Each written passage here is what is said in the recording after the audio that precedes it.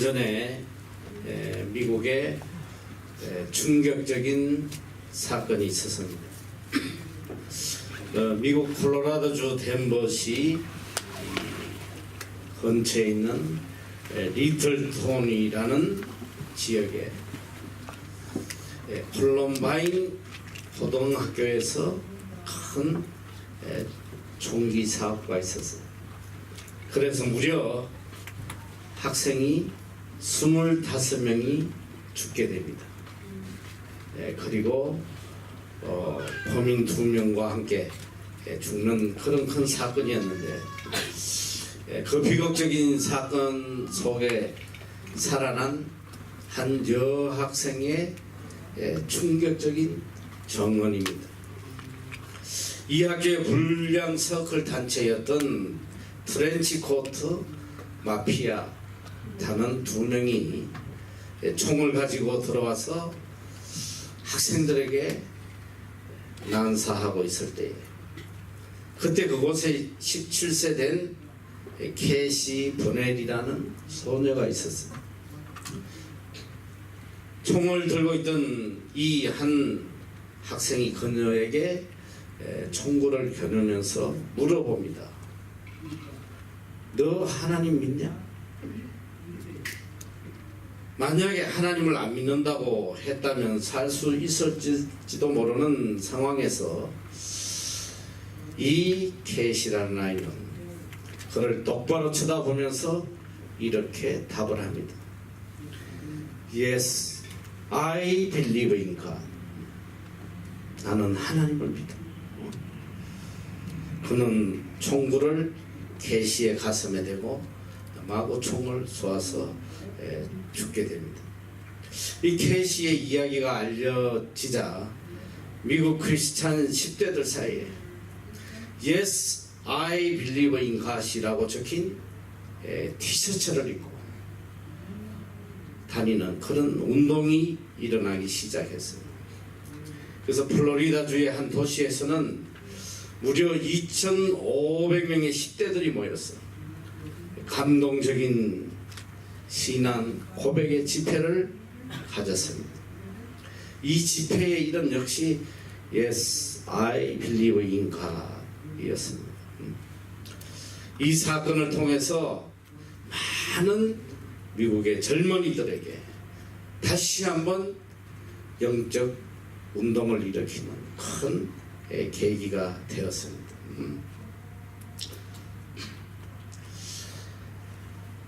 오늘 여러분은 어느 단계의 믿음에 서 있습니까? 도대체 어디까지 하나님을 믿고 살아가고 있습니까? 정말 죽음 앞에서도 초연하게 Yes, I believe in God. 저는 하나님을 믿습니다.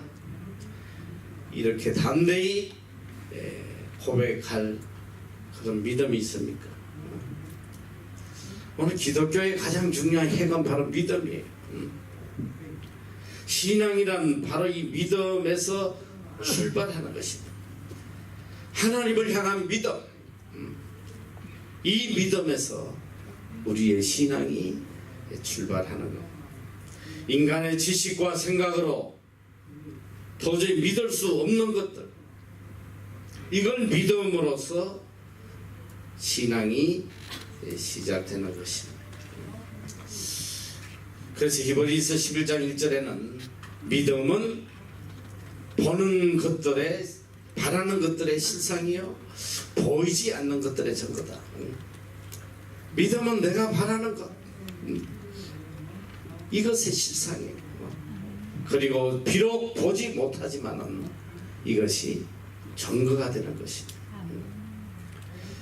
하나님이 천지를 창조하셨다는 사실 어떻게 믿을 수 있겠어요? 아니, 하나님이 살아 계신다는 거, 이걸 어떻게 믿냐 말이에요. 보이지도 않는다.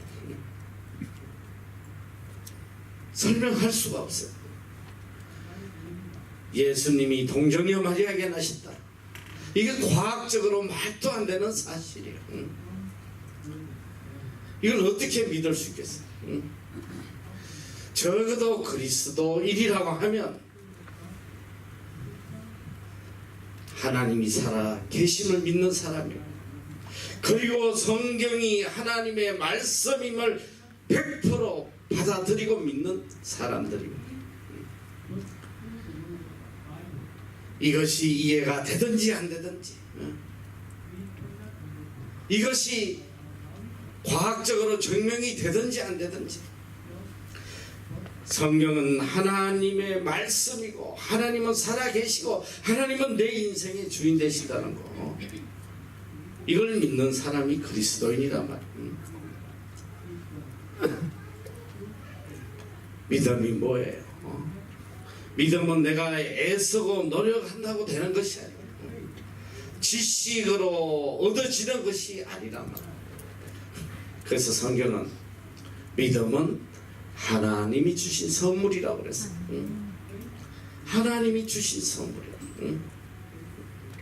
적어도 내가 하나님을 믿을 수 있는 그 믿음을 가졌다면 나는 하나님으로부터 엄청난 선물을 받아 선택된 하나님의 자녀라는 것이, 평생을 교회 다녀도 하나님을 못 믿는 사람이 많아요. 난 참 충격적인 이야기인데, 우리 학교에 제너럴 매니저 머리, 이분이 감리교의 오래 목회자를 했어요. 이분 아버지가 역시 감리교 신자인데 평생을 교회 다녔어요. 지금 나이가 92살이에요. 정정해요. 지금도 빠지지 않고 열심히 주일날 교회에 가요. 근데 중요한 건 뭐냐, 내가 평생 교회에 다니지만 하나님은 안 믿는다는 거예요. 그래서 그 왜 교회 가냐, 내가 뭐 때문에 가냐 그랬더니 이 아들이 머리가 자기도 그게 퀘스천이, 왜 가는지 모르겠는, 일평생을 나름대로 신앙생활 한다고 하면서도 하나님을 믿지 못하는, 이게 저주받은 심령이거든. 이게 지식으로 노력으로 되지 않아요. 하나님께서 나에게 이 믿음의 선물을 주시지 않아요. 하나님을 하나님으로 깨닫지도 못하고 하나님을 신뢰할 수도 없습니다. 오늘 성경은 엄청난 말씀을 들려주고 계세요. 의인은 그 믿음으로 산다. 의인은 오직 믿음으로 살아간다. 이 믿음은 내 신념이 아니에요. 내 소망이 아니라 오직 하나님께서 은혜로 주시는 이 선물이에요. 그러기에 우리는 생명과도 이 믿음을 바꿀 수가 없어요. 생명을 잃어도 이 믿음을 버릴 수가 없는 것입니다. 오늘 우리는 지식으로, 내 능력으로 살아가는 게 아니에요. 적어도 그리스도인은 오직 믿음으로 살아가는 거예요. 하나님을 향한 믿음, 오직 믿음으로 생각하고 믿음으로 판단하고 믿음으로 결정하고 믿음으로 행동하는 사람, 이 사람이 그리스도입니다. 내 삶의 모든 기준, 모든 가치의 중심이 되는 것은 바로 이 믿음이에요. 믿음 따라 살아가는 것입니다.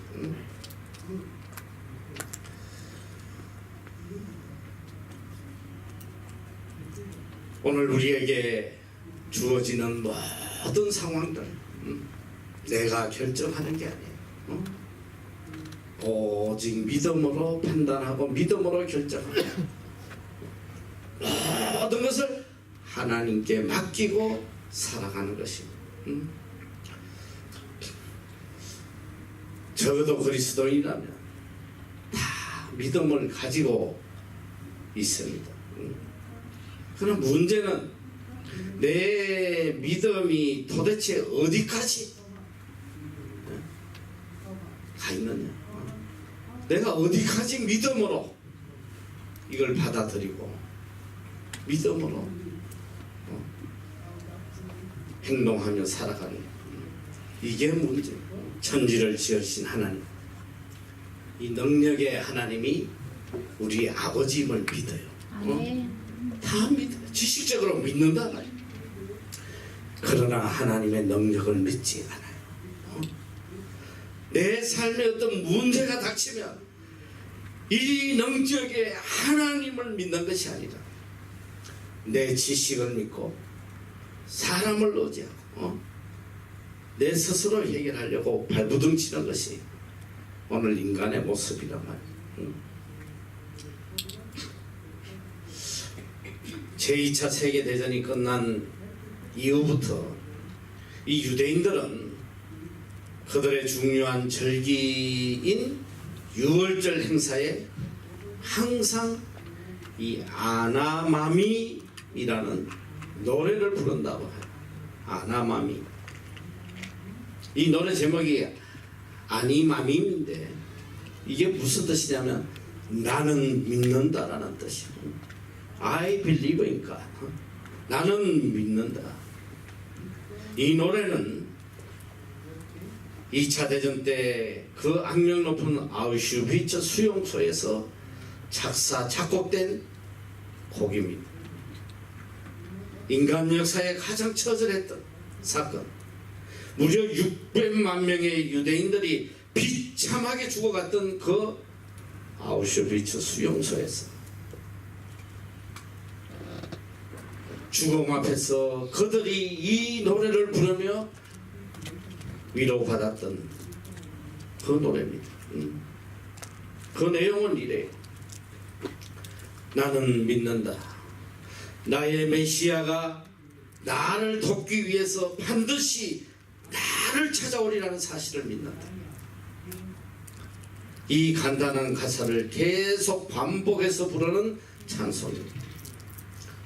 그런데 어떤 때 자신의 가족이, 자신의 친구들이 끌려가서 소리도 없이 가서실에서 죽어가는 것을 보게 됩니다. 죽음을 향해 끌려가는 그들의 모습을 볼 때마다 너무 마음이 아팠어. 그들은 이 노래 뒤에 한 절을 더 불러서 이렇게 불렀다고 그래요.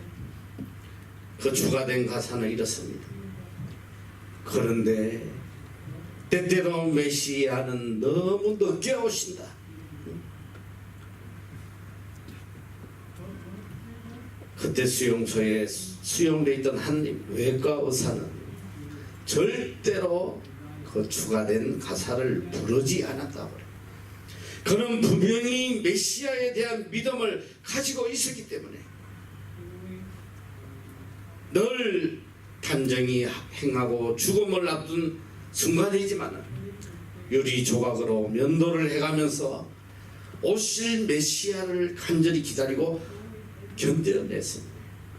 마침내 그는 죽지 아니하고 수용소 문을 나오게 돼요. 나오면서 그는 이 마지막 절을 이렇게 고쳐 불렀다고 합니다. 그런데 사람들은 너무 서두른다. 너무 서둘러서 믿음을 포기할 때가 많다. 사람들은 너무 서둘렀다. 그래서 믿음을 포기하는 자가 많다.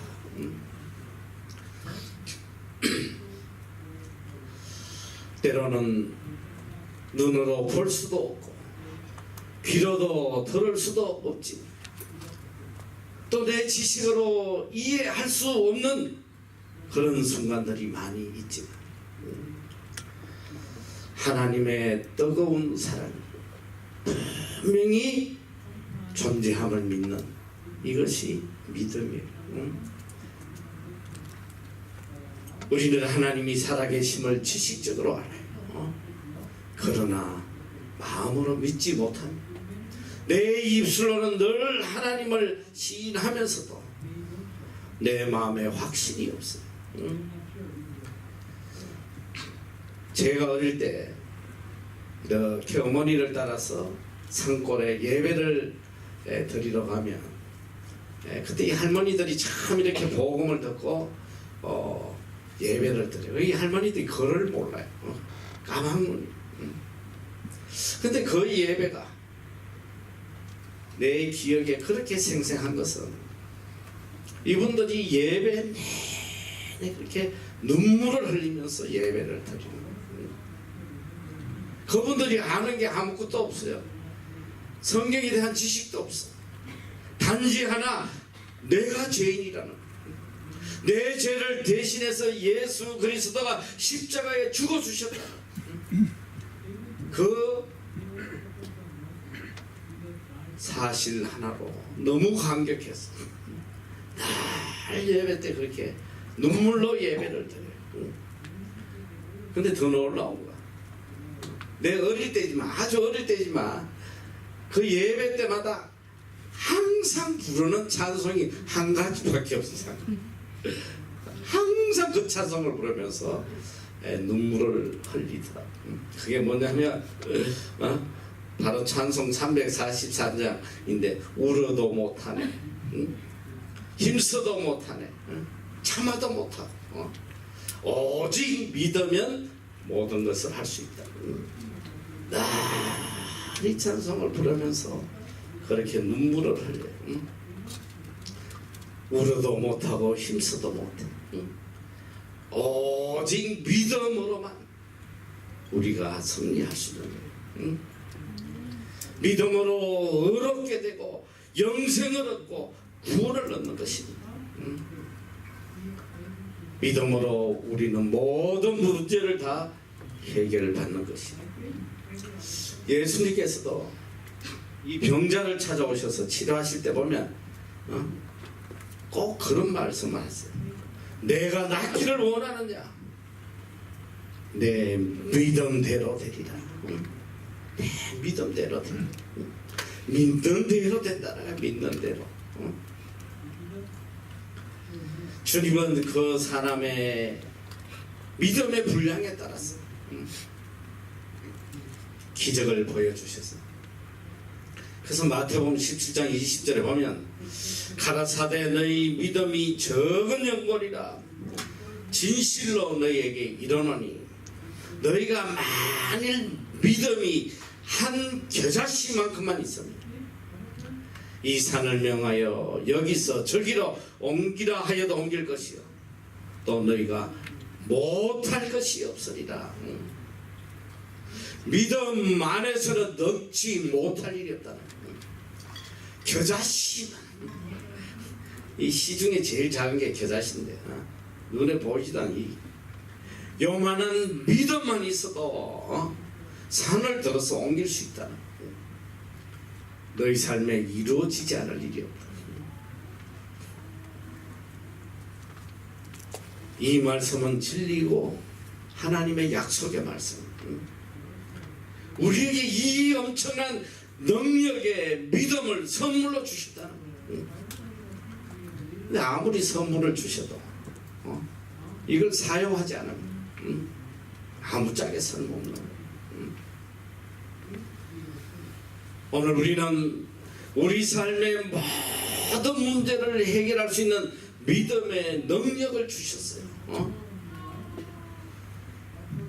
여러분 삶에 어떤 문제가 있습니까? 물질에 어려움이 있습니까? 미래에 두려움이 있어요. 무슨 문제가 있냐 말이에요. 오늘 우리에게는 아무 문제도 없어요. 오직 문제가 있다면 하나님을 향한 믿음이 없는 것. 이게 문제란 말이에요. 환경을 탓하지 말아요. 사회를 탓하지 말고 부모를 탓하지 말아요. 내 능력 없음을 탓하지 말란 말이에요. 진실된 믿음이 없는 내 자신을 탓해야 돼요. 온전한 믿음이 있다면 어떤 환경도 어떤 어려움도 어떤 상황에서도 다 승리하고 극복할 수 있습니다. 하나님 주신 은혜예요. 하나님을 향한 절대적 믿음이 없다는 거예요. 겨자씨만한 믿음만 있으면 기적이 일어난다는 기적이에요. 나는 내 평생을 통해서 매일매일 이 기적을 체험하고 있어. 이미 뭐 여러 번 이런저런 내가 간증을 해서 알겠지만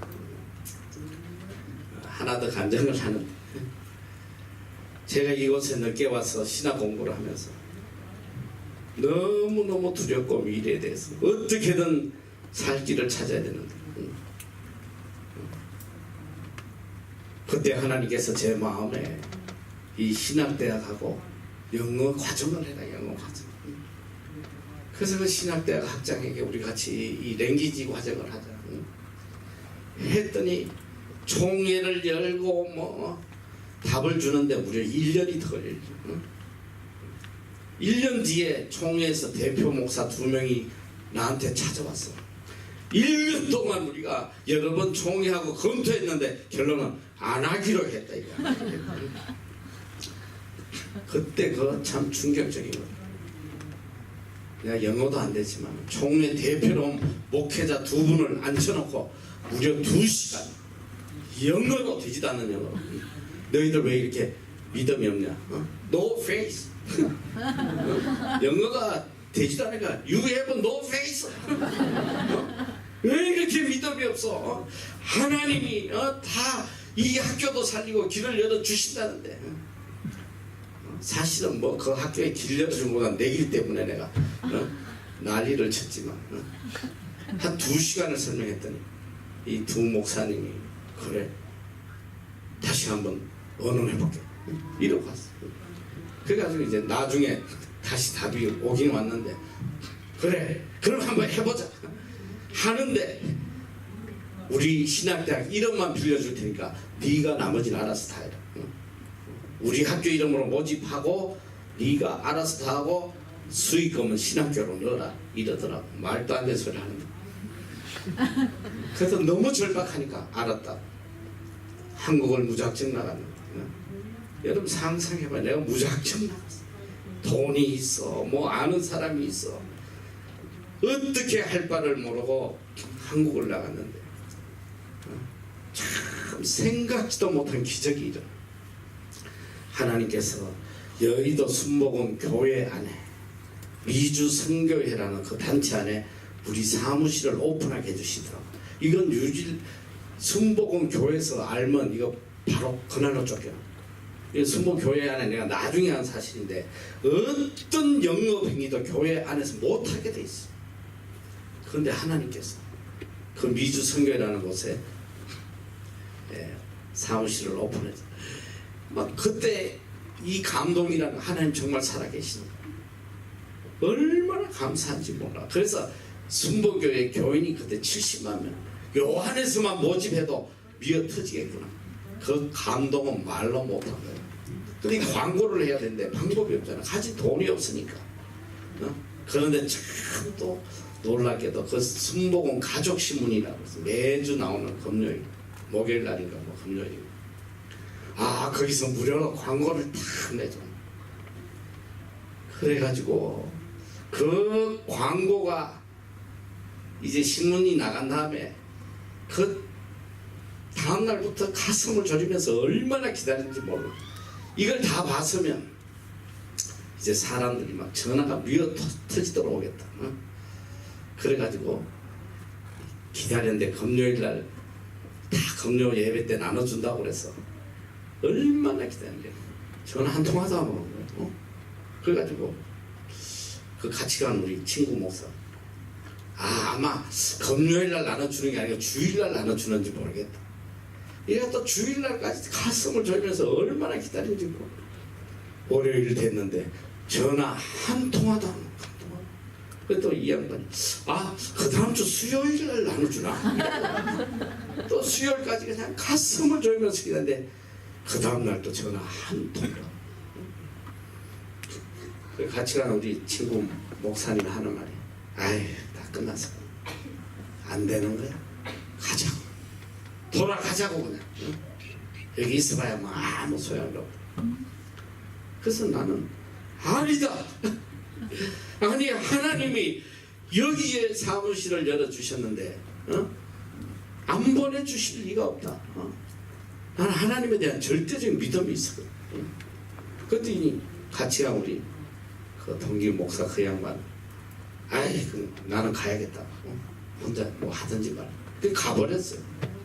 그럼 혼자 남아가지고 혼자 비록 남았으나 내 마음에 하나님에 대한 그 믿음이 사라지지 않아. 아니 이 아무도 알지 못하는데 여기에 이 사무실을 세워주신 하나님께서 학생을 보내주시지 않겠나.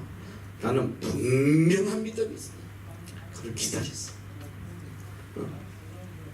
근데 참 희한하게 돈이 없어서 우린 광고를 못 내는데 어느 분이 국민일보에 자기가 조금 소개를 해주겠다.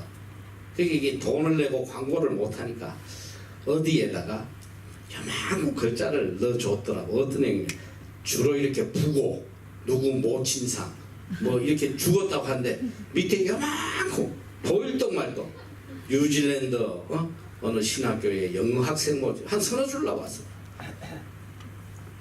돋보기를 끼고 봐도 잘 안 보이지.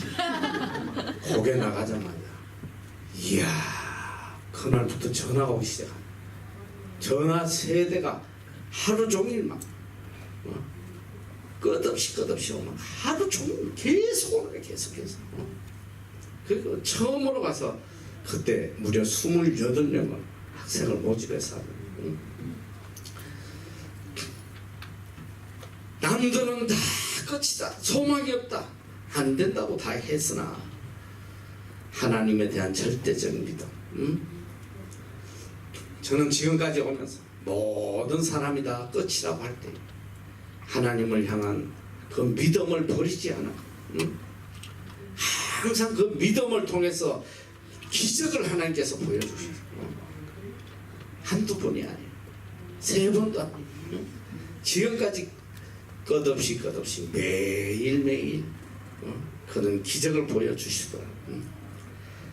믿음이 뭐예요? 마지막 순간까지 하나님을 신뢰하는 거. 그분을 신뢰하는 게 믿음. 하나님은 나의 아버지시고 분명히 나를 가장 복된 자로 존귀한 자로 나를 만들어 주시는 분이다. 거기에 대한 믿음을 끝까지 버리지 말아보란 말이야. 내 믿음대로 될 것이다. 믿음의 한계가 문제. 하나님 안에 모든 것이 다 있는다. 성공도 있고 부여도 있고 축복도 있고 하나님 안에서 넘지 못할 일이 없는 걸 알고 있으면서 하나님을 절대적으로 신뢰하지 않는단 말이야. 하나님의 말씀을 절대적으로 신뢰하고 끝까지 믿음을 지키면 반드시 우리 삶에 하나님의 역사가 일어나게 돼 있어요. 하나님의 약속의 말씀이란 말이야. 너희들 11조 바쳐라. 만군의 여호와가 이런 너희 온전한 11조를 드려 나의 창고에 가득하게 하고 나를 시험해봐라. 내가 하늘 문을 열어서 너희에게 쌓을 것이 없도록 붙지 아니하라. 나를 시험하라고 하는데도 11조 안 한단 말이야. 이 뛰어먹는 인간들 많아요. 먼저 그의 나라와 그의 의를 구해라. 그러면 이 모든 것을 너희에게 더하리라. 세상의 모든 필요한 것도 내가 다 채워주겠다. 너는 오직 그의 나라와 그의 의만 구해라. 안 구해.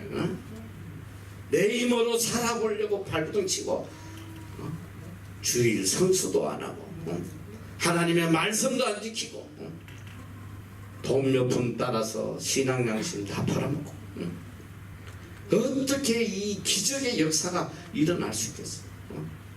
너희에게 겨자씨만한 믿음만 있다. 이 산을 들어 저리로 옮길 것이다. 하나님의 말씀은 반드시 이루어져요. 진리단 말이에요. 영국의 유명한 스펄전 목사님이 이런 이야기를 했어요. 인간이 하나님 앞에서 할 일은 계산적인 믿음을 가지는 것이 아니라 절대적인 믿음을 가지는 것이다. 오늘 하나님이 우리에게 원하시는 것은 절대적 믿음이에요. 계산하지 말란 말이에요. 이렇게 하면 나에게 유익이 될까? 손해가 될까? 아무리 믿음이 좋다고 난리쳐도 하나님 일하는데 손해가 오면 다 내팽개쳐버리더라고. 물질에 손해가 발생하면 하나님이고 뭐가 없어. 하나님을 향하여 절대적인 믿음을 가지고 계산하지 말고 모든 걸 다 잃어도 하나님의 뜻이라면 믿고 순종하는 이런 믿음으로 한번 살아봐요. 하나님이 기적을 보여주시는지 안 보여주시는지. 우리에게 필요한 것은 절대적 믿음이에요. 깨달아져서 믿는 게 아니라 이해돼서 믿는 게 아니에요. 무조건적으로 믿고 따라 하다 보니까 깨달아지고 이해가 되는 거예요. 기적이 나타나서 믿는 게 아니라 무조건 믿고 따라가다 보니까 기적이 일어나는 거예요. 내 기도가 응답이 되어서 믿는 게 아니에요. 믿음으로 나가다 보면 다 응답의 능력을 체험한단 말이죠. 세계적인 위대한 무디 목사님에게 어느 날 한 청년이 찾아와서 이렇게 질문을 해요. 목사님은 성경 말씀을 사랑하고 그 말씀으로 평생을 살아오신 분인데 목사님 성경책 한 번만 보고 싶습니다. 그래서 이 청년에게 성경을 보여주었어요. 그 성경에 보니까 구구절절 색연필로 이렇게 그어져 있고 깊은 묵상의 언어들로 빽빽하게 채워져 있었어요. 창세기부터 요한계시록까지 군데군데에 TP라는 글자가 적혀있어요. TP. 그때 이 청년이 물어봐요. 도대체 이게 무슨 뜻입니까? TP가 무슨 뜻이에요? 이 목사님은 웃으며 이렇게 이야기합니다. 이것은 테스트 앤 프로브, 시험해 보았더니 입증되었다. 하나님 말씀을 믿고 그대로 따라가 봤더니 다 이루어지더라는 거예요. 테스트 앤 프로브. 여러분, 하나님 말씀은 이루어지지 않는 것이 하나도 없습니다. 반드시 믿고 행하면 그대로 이루어져요. 이게 진리란 말이에요. 하나님의 약속이에요. 우리는 때때로 믿음으로 무슨 일을 하다가도 조금만 어려움이 닥치면 쉽게 포기해버려요. 신뢰하지 않아요. 하나님의 약속이 때때로 내가 원하는 시간에 이루어지지 않으면 포기해버려요. 중요한 것은 매 사건 속에 하나님의 때가 있다는 거예요.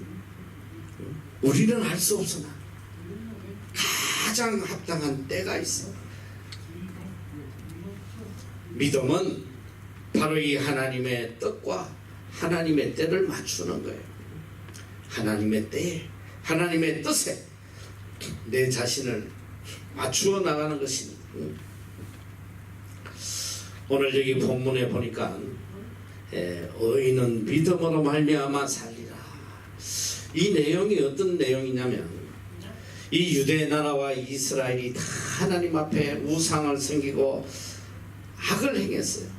종교적으로, 정치적으로, 문화적으로 다 타락해서 죄악으로 가득 차서 소망이 없을 때 선지자가 그들을 바라볼 때 하나님의 진노와 심판이 임박한 것을 느끼게 돼요. 그래서 그는 성문에 올라가서 부르짖습니다. 하나님, 이게 어떻게 된 것입니까? 이대로 다 망하는 것입니까? 도대체 하나님은 이 민족을 위해서 무엇을 계획하고 계십니까? 그렇게 울부짖을 때에 하나님은 이렇게 대답을 하세요. 기다려라. 정한 때가 있다. 그리고 의인은 오직 믿음으로 말미암아 살 것이다. 무서운 심판이 있을 것이다. 당연히 있을 것이다. 그러나 이 심판을 넘어서 구원의 역사가 있고 밝은 아침이 있고 메시아의 나라가 임할 것이다. 그때 의인은 오직 믿음으로 살아날 것이다. 믿음이 뭐예요? 오직 저 밝은 믿음, 저 높은 것, 하나님의 심판의 그때를 바라보며 살아가는 것, 이게 믿음. 그 소망 속에 오늘 이 모든 환난과 어려움을 다 기쁘게 감당하고 가는 이것이 믿음이란 말이에요. 비록 하나님이 매를 들어서 그 속에 하나님의 놀라운 사랑이 있음을 깨달아, 하나님의 진노 속에 우리를 향한 놀라운 긍휼하심이 있음을 깨닫게 돼요. 매 순간순간 하나님의 섭리와 경륜을 바라보며 믿음으로 묵묵히 이기며 나아가는, 이것이 믿음의 사람이에요. 끝까지 포기하지 않아 하나님의 뜻을 따라, 이것이 믿음. 세계적으로 유명한 이 리빙스턴이라는 선교사의 이야기입니다. 이분은 아프리카에서 무려 16년 동안 생명을 바쳐서 선교를 합니다. 그가 모진 고생을 하고 잠시 고향을 방문하게 돼요.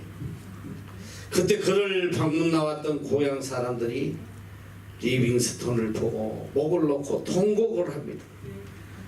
너무너무 초라, 너무너무 비참한 모습이었어. 27번이나 열병을 앓아서 뼈만 남았어. 앙상하게 뼈가 드러난 그의 허약한 모습을 보면서 다 통곡을 합니다.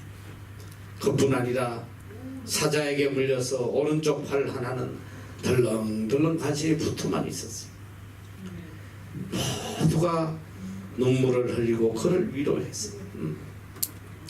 그가 글래스코우 대학에 가서 젊은이들에게 강연을 하는데 한 대학생이 이런 질문을 합니다. 선교사님, 그 어려운 고통을 감히 어떻게 이길 수 있었습니까? 그 아프리카 오지에서 그 외롭고 무서운 곳에서 어떻게 그 시련을 다 이길 수가 있었습니까? 그는 담담하게 한마디만 합니다. Surely I am with you always to the very end of age. 내 가슴에 항상 이 말씀 하나를 품고 살았습니다. Surely I am with you always to the very end of age. 볼지어다 내가 세상 끝날까지 너희와 항상 함께 있으리라. 이 약속의 말씀을 믿고 지금까지 잘 이겨왔다는 거예요. 그리스도인이 누구예요? 약속을 믿는 사람, 하나님의 약속을 믿는 그 믿음이 진정한 믿음이, 그 믿음으로 오늘을 살아가는 거예요. 믿음으로 살아갈 때 기다립니다. 어떤 상황이 올지라도 불평 없이 기다려요. 하나님의 날, 하나님의 심판의 날을 생각하며 오늘을 묵묵히 기다려요. 오늘 여기 성경에 정한 때가 있다. 정한 때가 있나니 하나님의 정한 때가 있어요. 내 뜻대로 내가 원하는 때에 내가 원하는 것이 이루어졌다면 우리는 오래전에 망했어. 나는 이때가 제일 합당한 때인지 알았는데 뒤돌아보면 그때가 내가 망하는 때란 말이지. 나는 알지 못해. 하나님의 그 깊고 깊은 뜻을 우리는 알 수가 없어요. 누가 알겠어? 이 깊은 하나님의 뜻을. 저도 한전 떠나면 죽는지 알았어. 한전에 10년 근무하면서 그 직장을 놓으면 죽는지 알았어. 그걸 안 놓으려고 바락바락 하다가 하나님 앞에 매를 맞고 여기까지 끌려왔습니다. 여기 와서 신학을 하면서도 왜 하나님께서 나를 이곳에 끌어와서 이렇게 고생을 시키는지 이해할 수도 없고 받아들일 수도 없어요. 하나님의 때를 몰랐어. 오늘 이 엄청난 때 하나님이 역사하시는 그 때를 나는 꿈도 꿀 수 없었단 말이야. 당장 이루어지지 않는다고 원만 불평하지 말란 말이야. 하나님의 때에 하나님의 뜻대로 이끌어 가시는 거예요. 그래서 우리는 항상 정한 때 하나님의 때를 바라보며 참고 기다려야 됩니다. 사도 바울은 일평생 그의 모든 인생의 마지막 목적지가 주의 날이었어요. 주의 날. 우리 주 예수의 날에. 이 바울서 시를 보면 항상 우리 주 예수의 날에, 그날에 하나님의 심판대 앞에 서는 그날에 그의 인생의 목적지였단 말이에요. 그날은 반드시 우리에게 오는 것입니다. 믿음의 사람은 주의 날을 생각하며 오늘을 살아가는 거예요. 믿음의 사람은 다른 사람이 볼 수 없는 세계를 보는 거예요. 믿음의 사람은 다른 사람이 듣지 못하는 하나님의 약속의 말씀을 듣고 살아요. 다른 사람이 느낄 수 없는 것, 그걸 믿음으로 느끼며 살아가는 사람입니다. 그래서 사도 바울은 그 많은 고난을 겪으면서 빌립보 감옥에서 그렇게 매를 맞아가면서 그런 하나님을 찬양하고 그 기쁨을 감출 수 없었단 말이야. 한순간순간이 우리에게 얼마나 의미가 있는지 몰라요. 매 순간순간을 통하여 하나님의 신실한 약속이 이루어져 가고 있다는 거. 이걸 잊으면 안 돼. 지금 보이지 않는다고. 지금 깨달을 수 없다고. 좌절하거나 불평하지 말라고. 지금 내 삶 속에 하나님께서 역사하시고 이루어 가시는 하나님의 때에 하나님 이루어 가시는. 무디 목사님은 늘 이런 이야기를 하셨다고 그래요. 자, 첫째로 그대 자신을 믿어보라. 그대는 실망할 때가 있을 것이다. 친구를 믿어봐라. 어느 날 그들은 죽거나 그렇지 않으면 헤어질 것이다. 그대의 명성을 믿어봐라. 어느 때에 회방하는 혀가 그것을 뒤집어 볼 것이다. 그러나 그리스도를 믿어봐라. 그대는 현세와 내세에 후회함이 없을 것이다. 의인은 믿음으로 살아요. 오직 믿음. 오직 하나님을 향한 그 믿음. 이것이 내 삶의 방법이에요. 내 삶의 가치관이에요. 내 인생의 궁극적 목적입니다. 의인은 믿음으로 살 것이다. 이 하박국 선지는 결론적으로 이렇게 이야기를 해요. 믿음으로 살아가는 의인은, 응?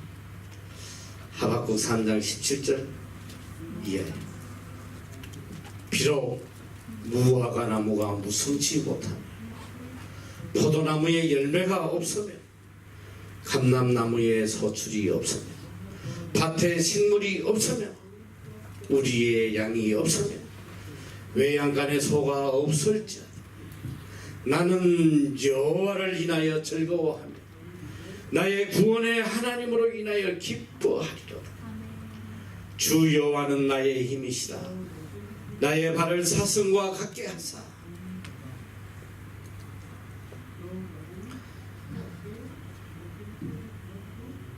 나로 나의 높은 곳에서 다니게 하시리라. 나로 나의 높은 곳에서 다니게 하시리라. 비록 현실은 녹록지 않을지라도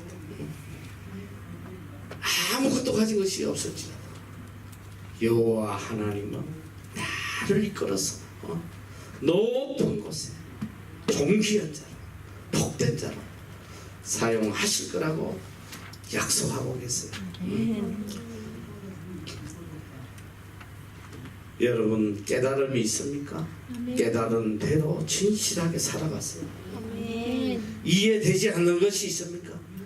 그대로 믿고 따라가세요. 보이는 것이 있습니까? 거기에 충성을 다하세요. 보이지 않는 것이 있거든 그저 믿고 순종하세요.